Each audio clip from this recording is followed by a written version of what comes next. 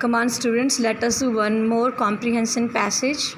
One day, as Mullah Nasruddin was walking down a street, he saw a man walking towards him. एक दिन मुल्ला नसरुद्दीन एक गली में जा रहा था और जब वो गली में नीचे की तरफ चल रहा था तो उसको एक आदमी दिखाई दिया जो उसकी तरफ बढ़ रहा था या उसकी ओर चल रहा था. He had a sack in his hand and looked very sad. उस आदमी के हाथ में एक बोरी थी और वो बहुत ज़्यादा उदास नज़र आ रहा था. सैक का मतलब होता है बोरी. ये देखिए हाथ में बोरी है ना. Why do you look so sad? asked मुल्ला. मुल्ला ने उससे पूछा तुम इतने उदास क्यों नज़र आते हो. I am very unfortunate person, said the man miserably. I am very unfortunate person, said the man miserably. Miserably होता है sadly या with sorrow. दुखी मन से उस आदमी ने कहा मैं बहुत अभागा हूँ. Unfortunate का मतलब अभागा. Everything I have in this world easily fits in this small bag, he said holding up his bag. और उसने मुल्ला नसरुद्दीन को अपना बोरी दिखाई और कहा कि मैंने आज तक ज़िंदगी में जो कमाया है वो इस छोटे से थैले में, इस छोटे से बोरी में फ़िट होता है. तो मैं बहुत ज़्यादा दुखी हूँ कि मैंने ज़िंदगी में कितना कम कमाया है. इतना कमाया कि वो छोटी सी बोरी में ही समा रहा है. Then with a sudden move, he snatched the sack out of the man's hand and started running as fast as he could. जब मुल्ला नसरुद्दीन ने ये सुना तो उसने उस आदमी के हाथ से वो बोरी छीनी और वहाँ से जितने जो जल्दी हो सका वहाँ से भागने लगा. बहुत तेज़ी से वहाँ से भागने लगा. The man cried out in surprise and dashed after मुल्ला. और वो जो आदमी था ज़ोर ज़ोर से चिल्लाने लगा और मुल्ला के पीछे दौड़ने लगा. डैश का मतलब है जल्दी से भागना, जल्दी से किसी चीज़ की तरफ भागना. He could not keep up and cried at now having lost everything. और वो अपनी स्पेस को, अपनी स्पीड को बना नहीं पाया. वो मुल्ला का पीछा तो कर रहा था लेकिन वो अपनी स्पीड को कायम नहीं रख पाया और उसने कहा अब तो मेरी ज़िंदगी में जो था वो सब कुछ खो गया है. More miserable than before he continued walking in the direction Mulla had disappeared. और अब तो वो बहुत ज़्यादा दुखी हो गया. जितना दुखी वो पहले था उससे भी और ज़्यादा वो दुखी हो गया और उसी दिशा की ओर आगे बढ़ने लगा जिस दिशा में मुल्ला नसरुद्दीन इसका बोरी लेके भागा था. इस आदमी का बोरी लेके जिस ओर मुल्ला नसरुद्दीन भागे थे उसी ओर ये धीरे धीरे चलने लगा. और अब ये पहले से भी ज़्यादा दुखी है क्योंकि इसकी ज़िंदगी की जो कमाई जिस बोरी में भरी थी वो बोरी मुल्ला नसरुद्दीन लेके भाग गया था और वो डिसअपियर हो गया. मुल्ला नसरुद्दीन डिसअपियर हो गए, गायब हो गए. Mulla in the meanwhile went a little head and place the sack in the middle of the road where he knew the man would spot it. उसके बाद मुल्ला नसरुद्दीन थोड़ा आगे गए और उसने वो बोरी उस रोड के बीच में रख दिया जहां उनको लगा कि वो आदमी इस रोड पे ज़रूर आएगा और इस बोरी को वो यहाँ से ले लेगा. ये सोच के मुल्ला नसरुद्दीन ने वो बोरी सड़क के बीचों बीच रख दी. In a few minutes when the man finally reached the spot he could hardly believe his eyes when he saw his sack on the road.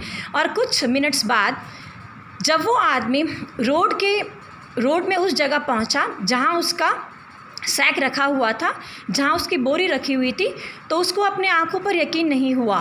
उसे यकीन नहीं हुआ कि मेरी बोरी है ये. He shouted and laughed with joy. वो ज़ोर ज़ोर से चिल्लाने लगा और ज़ोर ज़ोर से हंसने लगा. खुशी के वजह से, खुशी के कारण वो ज़ोर ज़ोर से चिल्लाने लगा और ज़ोर ज़ोर से हंसने लगा. My sack, my position, I thought I had lost everything. उसने कहा अरे मेरी बोरी, मेरा पोजीशंस मतलब मेरी ज़िंदगी भर की कमाई, मेरा वेल्थ, मेरी बिलोंगिंग्स, मेरी ज़िंदगी भर की कमाई. मुझे लगा कि मेरा सब कुछ छिन चुका है. मुझे लगा कि मैं हर चीज़ से हाथ धो बैठा हूँ. Mulla saw this from his hiding spot and laughed. Mulla Nasruddin यह सब एक जगह से देख रहा था और मुस्कुरा रहा था. Well that's a good way to make someone happy. और मुल्ला अपने आप से बातें कर रहा था और कह रहा था किसी को खुशी देने का ये एक अच्छा तरीका है. सो स्टूडेंट्स, हमने इस पैराग्राफ में पढ़ा मुल्ला नसरुद्दीन के बारे में कि कैसे उसने एक ऐसे व्यक्ति को जो गमों से घिरा हुआ था उसको खुशी प्रदान की। सो स्टूडेंट्स, उस कॉम्प्रिहेंशन के ऊपर कुछ क्वेश्चंस हैं। सो हम इन क्वेश्चंस को करने की कोशिश करते हैं। So let us begin with first question. How did the man feel at the beginning of the story. ये जो मैंने स्टोरी आप लोगों को सुनाई, उस स्टोरी के बिगिनिंग में, शुरुआत में जो वो आदमी था उसको कैसा महसूस हो रहा था। The man felt sad. वो जो आदमी था वो बहुत ज़्यादा दुखी था। बेटे, ये जो हमारा क्वेश्चन है ये पास्ट इंडेफिनिट टेंस है, इसमें डिड का यूज़ है, इसीलिए जब हम आंसर लिखेंगे तो हम भी वर्ब की सेकंड फॉर्म यूज़ करेंगे, इसीलिए मैंने यहाँ पे फेल्ट वर्ड यूज़ किया है। The man felt sad. Next question है, what was in the sack. बोरी में क्या था। सैक का मतलब होता है बोरी। बोरी में क्या था। There was his whole life's position in the sack. उसकी ज़िंदगी की पूरी कमाई, उसकी ज़िंदगी की पूरी कमाई उस बोरी में थी। There was his whole life's position in the sack. और मैंने ये आप लोगों को समझाने के लिए बोरी वर्ड लिखा है, आप लोग बोरी वर्ड नहीं लिखेंगे। What made the man happy at the end of the story. Story के एंड में वो आदमी खुश क्यों हुआ, किस चीज़ ने उसे खुश किया। The man was happy again as he had got his position back. वो आदमी इसलिए खुश हुआ कि जो उसकी ज़िंदगी भर की कमाई थी वो उसको वापस मिल गई थी।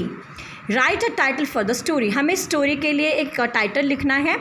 सो मुझे तो ये टाइटल लग रहा है students, be happy with what you have. हमारे पास जो है हमें उससे खुश रहना चाहिए। आप ये भी लिख सकते हैं, कंटेंटमेंट इज़ हैप्पीनेस। कंटेंटमेंट होता है जो हमारा अपना जो हमारे यकीन होता है, जो ज़िंदगी में संतोष होता है उसी में खुशी है।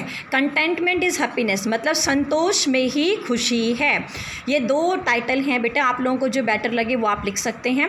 हमारा नेक्स्ट क्वेश्चन है, हमें ये बताना है इस पूरे पैराग्राफ में या स्टोरी में कौन से एडजेक्टिव्स यूज़ हुए हैं और उनके टाइप क्या है।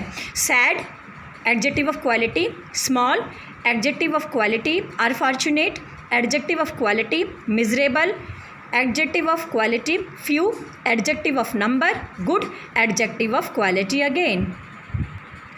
So next question is we have to write few compound adjectives. मुल्ला के बारे में लिखते हैं, स्मार्ट मुल्ला, विटी मुल्ला मतलब स्मार्ट है, विटी मतलब बुद्धिमान है। उस मैन के बारे में हमें लिखना है, unfortunate man, sad man, grief stricken man. Next question है, find the word from the passage, ran fast, dashed, belonging of a person, possession. बेटा ये लास्ट क्वेश्चन मैं आपके लिए लेके आई हूँ, आपको सेंटेंस बनाना है। जॉय वर्ड आपके सेंटेंस में होना चाहिए, लेकिन आप वो सेंटेंस पैराग्राफ से नहीं यूज़ करेंगे, आपको खुद ही सेंटेंस बनाना है। जॉय, स्नैच्ड, स्नैच्ड का मतलब छीनना, तो आप खुद ही सेंटेंस बनाइए। Thank you students.